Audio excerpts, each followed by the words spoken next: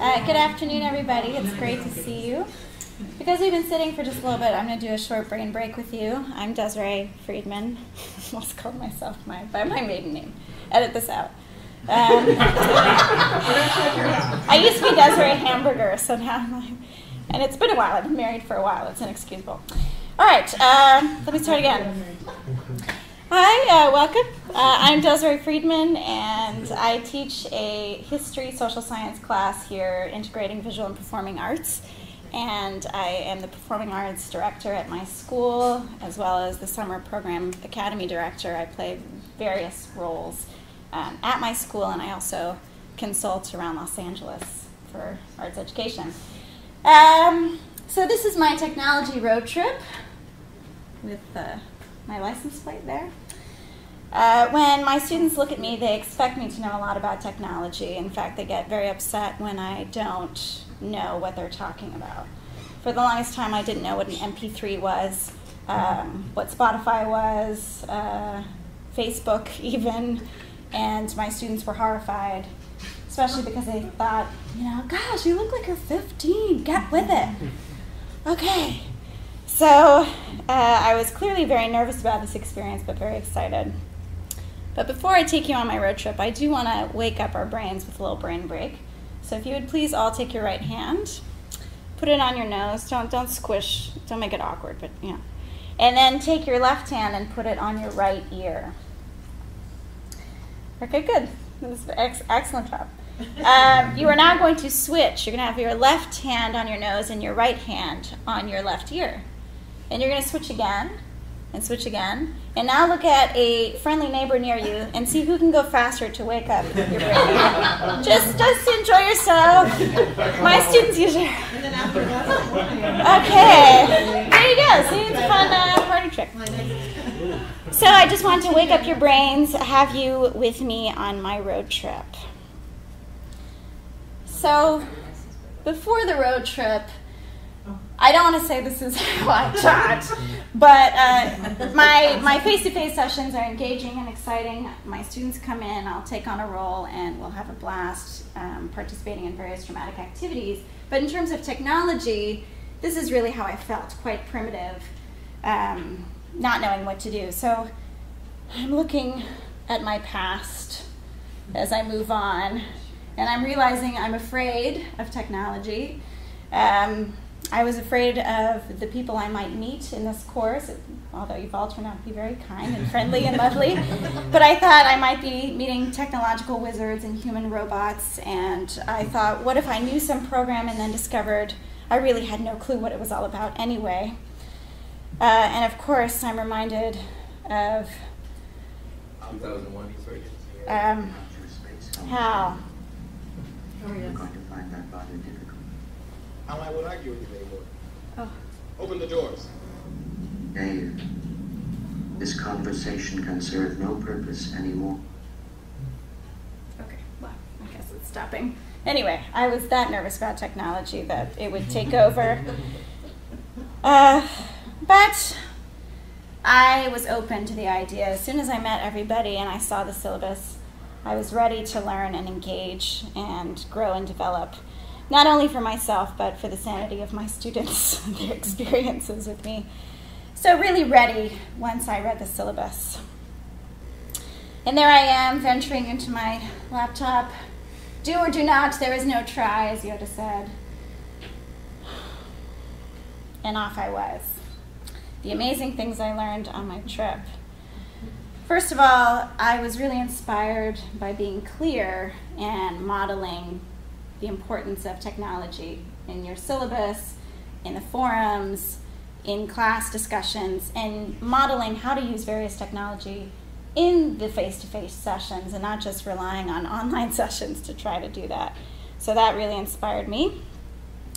The next thing I learned was to flip it. I'm excited about the idea of using flipped teaching. Usually I only have around 10 minutes in my classes for discussions and reflection. Everything else is really participatory and engaging, and we're doing and role-playing. But I'm wanting to find a way to have students take those experiences and find ways to use the flip side of the teaching, so they're reflecting outside of my classroom time, so I can use the full 3 hours, just go on that journey.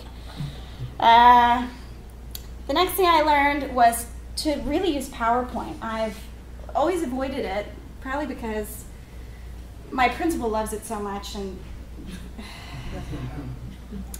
so I was inspired by this quote, actually, from Peter Norvig at Google. My belief is that PowerPoint doesn't kill meetings, people kill meetings. And I don't want to do that with my PowerPoints. So I'm really inspired to do something different. So my whoa moments, my takeaways would be PowerPoint and Stock Exchange. A lot of you have touched on this already, how amazing it is to really take photographs and transform them, and that PowerPoint isn't so much a presentation, it's the backdrop to your presentation. And that's a big takeaway, especially since I do teach theater arts and performing arts. I now realize, oh, I could be creating my set as I'm taking students on a journey, as well as Spotify. I like to use music to help set the tone. I didn't know about Spotify before. I knew about Pandora, but I really like that I can use different tracks, and I'm playing around with it. My students are loving it and hating it at the same time, but that's great. The only confusion I had was where to look. There were so many assignments and projects to work on, and I loved it, but because I'm a new babe in not in that way, but in the technological ventures, I felt very new, trying to experience all this. So I want to know which road sign to look for in our amazing course website. And I appreciate all the amounts of information that we received. I just wanted to make sure I was doing all the right things. I wanted to be a good student. But overall, I'm not going back, okay? Technology has rocked my world. I'm very excited. You've inspired me. And now after the trip, I feel like I have become a robot. Man and human have now merged. We are one. Well, not really,